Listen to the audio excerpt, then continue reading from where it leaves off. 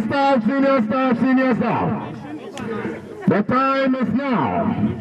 Over 6,000 members of the association in 10 public universities laid down their tools Wednesday in protest over poor working conditions and failure of government to pay accrued pensions. But despite government's assurance of further negotiations after a meeting on Wednesday, the association insists it will remain on strike.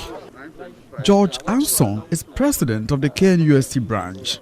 We were invited to meet the Minister of Education on Tuesday. And then the next day we met the Minister of Education, Labour, GTech Director, representative from Controller and Accountant General. But the discussion doesn't necessitate us to call off the strike. So the strike is still on until our demands are met. Meanwhile, the association has been compelling its members to comply with the strike.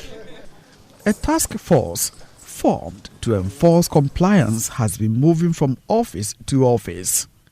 Majority of members were found to have vacated their post.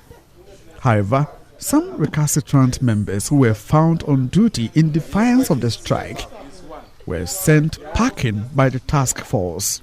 We are all doing it to benefit all of us. And you, the one we are fighting on our behalf, you are sitting here working. So you are betraying us. George Anson is happy at the level of compliance.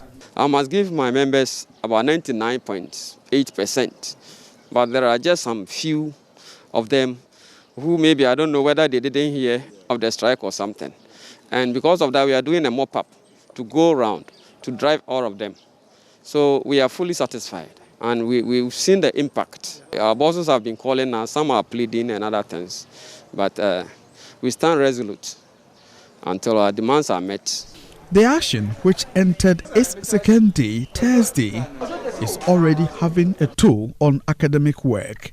Some students of KNUST shared their frustrations with Joy News. I doing some analysis that involve heavy metal analysis, so I went to the Department of Chemistry to consult their laboratory as to whether they are able to carry on the analysis, and I learned that the lab demonstrators were on strike, so it was impossible. As a result, I couldn't be able to carry out the analysis. It's something that is hindering the progress of my work. Time constraint could be one of the factors that come into play because it's possible that I might not be able to complete my research on time. From Kumasi, for Joy News, Ohimintiria reporting.